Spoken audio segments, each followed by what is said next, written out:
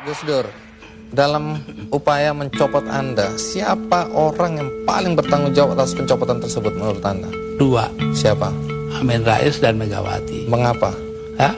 Tanya sana dong, gue tanya. Pak Harto itu orang pinter loh. Jasanya bagi bangsa ini besar sekali walaupun dosanya juga besar. Nah, satu pemandangan yang kurang elok, Gus. Anda keluar memakai celana pendek dan kaos oblong. Banyak orang bilang itu tidak pantas sebagai presiden Anda tampil seperti itu. Mengapa Anda tampil seperti itu? Lah ya itu supaya saya nggak dianggap presiden. Saya di dunia ini yang pantas pemimpin Indonesia ya, yang pantas jadi musuh saya cuma satu, Mas. Siapa itu? Pak Harto.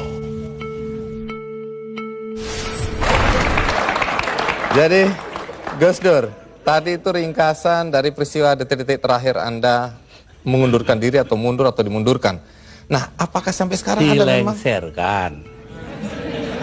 Anda dilengserkan. Apakah Anda masih tetap sampai saat ini tidak menerima dan menganggap itu tidak sah? Oh, nggak bener, nggak sah emang. Itu proyek politik dari MPR. Karena itu Amin Rais tidak merasa perlu memberitahu saya. Iya, tapi begini Gus, setelah Anda merasa itu tidak sah, tapi toh kenyataannya Gus Dur digantikan oleh Megawati, kemudian sekarang kita punya presiden namanya SBY, semua berjalan normal saja. Lalu apa negatifnya bagi bangsa dengan pencopotan Anda tadi? Bukan soal bangsa, ini soal hukum. Saya dilengserkan secara politis. Secara hukum belum pernah dibuktikan saya bersalah. Yang bersalah bahkan pansusnya DPR yang dipimpin oleh sekarang Menteri Sosial Bakhtiar Hamzah. Yaitu menurut undang-undang pansus-pansus itu harus tutup pintu supaya nggak didengar orang dari luar. Tapi oleh Bakhtiar Hamzah dibuka 10 cm, di situ berjejer-jejerlah tipnya wartawan. Nah kan, waduh semua yang ada dalam sidang diketahui dunia luar. Itu pula yang membuat saya, oh ya kalau gitu mereka maksudnya melengsarkan saya dengan segala cara. Hukum nggak hukum. Tapi sesudah itu apa upaya yang Anda lakukan? Nggak ada, sebab penakut bangsa ini. Kenapa Anda bilang penakut?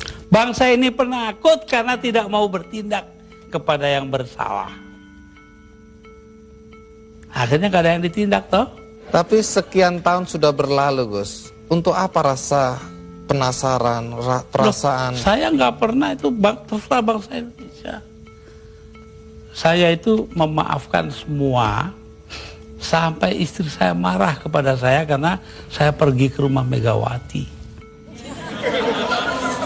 Tapi kenapa Anda lalu ke Megawati kalau memang Anda marah dan kecewa? Saya nggak marah, yang mestinya marah itu bangsa ini. Mereka diem aja lah, kenapa saya jadi ribut? Saya nggak mau ribut. Baik, Gus Dur. Tapi disuruh memandang itu benar nggak bisa dong. Orang kan ada batasnya. Antara benar dan salah.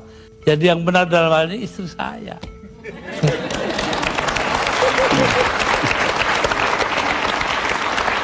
Tapi kenapa Gus Dur nggak mau nurut? Tanya dia, jangan tanya saya dah. 300.000 orang Mas tanda tangan supaya saya jangan berhenti jadi presiden, tahu? Tapi saya bilang daripada bangsa ini pecah dalam pertempuran darah mengalir karena saya, mendingan saya lengser aja deh. Nah itu. Tapi omongan ini kan dibilang omongan ngawur Gus. Karena faktanya ketika Anda bilang nanti jutaan orang akan datang masuk Jakarta, orang-orang dari Jawa Timur. Begitu ditunggu-tunggu nggak datang. Saya yang nahan kok.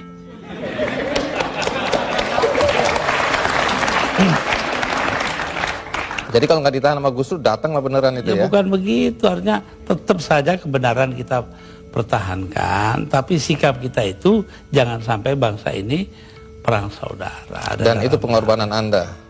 Ya, bagi saya bukan korban, biasa aja.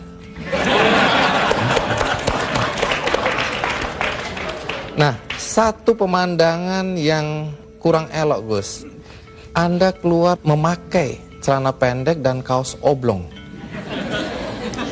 Banyak orang bilang itu tidak pantas sebagai presiden Anda tampil seperti itu.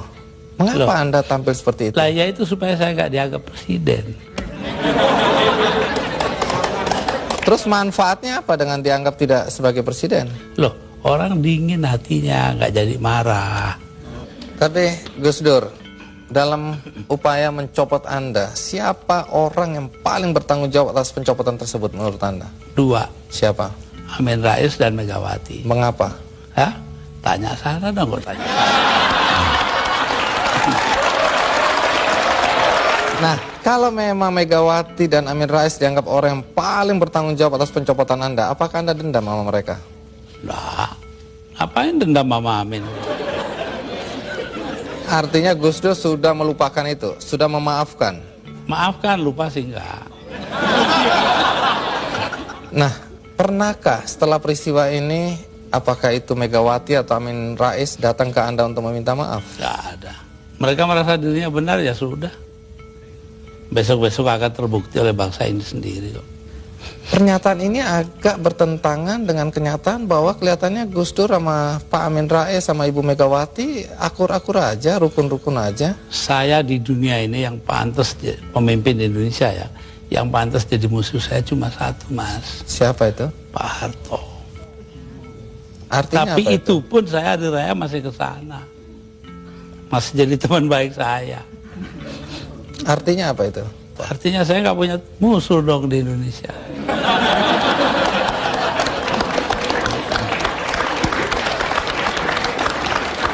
Ada satu hal, kita banyak mendengar bahwa teman-teman dekat Anda dulu menyesalkan kenapa Anda jadi presiden. Anda sebenarnya lebih layak menjadi guru bangsa, nggak usah ikut campur dalam perpolitikan yang nggak jelas itu. Saya diperintah oleh 5 orang sesepuh saya. Itu saja, kalau mereka memerintahkan apa saja masuk api, masuk api. Tanpa perlu berpikir. Tanpa perlu berpikir. Kenapa begitu? Loh, Selain sesepuh saya itu ini orang pesantren disuruh nurut orang tua. itu nggak bisa ditawar itu Gus. Nggak bisa ditawar. 5 orang itu, saya nggak sebut namanya. Gus Dur, dalam 20 bulan sebagai presiden, prestasi apa saja sih yang sudah dicapai? Saya itu menjadi presiden di saat Indonesia menghadapi bahaya akan terurai.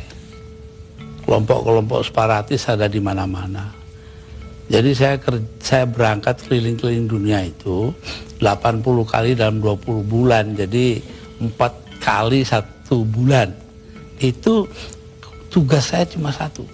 Apa? Yaitu membuat supaya integritas wilayah Indonesia ini tetap. Itu aja, nggak ada pikiran lain toh saya. Tapi ada yang menuduh. Dan ternyata berhasil toh. Kita tetap satu negara hari ini. Jadi Gus Dur merasa itu karena jasa Gus Dur? Bukan, artinya tugas saya begitu. Perkara saya berjasa itu adalah soal kedua. Tapi ada yang menuduh bahwa Gus Dur ini sebenarnya menggunakan aji mumpung. Mumpung jadi presiden, dibayari negara, keliling jalan-jalan. Allah nanti sejarah akan membuktikan. Tapi Gus Dur, perjalanan Anda itu menelan biaya sampai 52,7 miliar. Ya, tapi eksistensi Indonesia sebagai satu negara harganya jauh lebih tinggi. Jadi nggak bisa dipersoalkan itu biaya. Nggak bisa dipersoalkan. Loh, kalau enggak kan udah dipakai oleh orang-orang brengsek itu.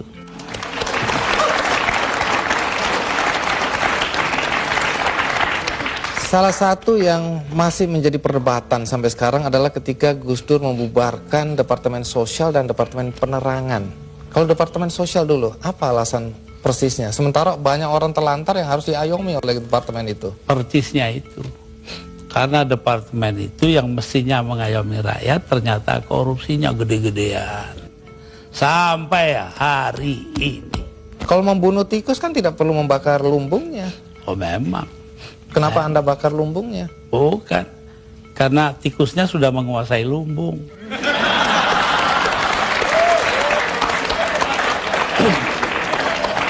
Depan dibubarkan. Kalau Depan jelas. Akibatnya sekarang pers itu sangat tidak terkontrol. Begini Bahkan pornografi sekarang merajalela. ya. Ya, betul. Itu dosa Anda loh. Enggak dong. Loh saya ini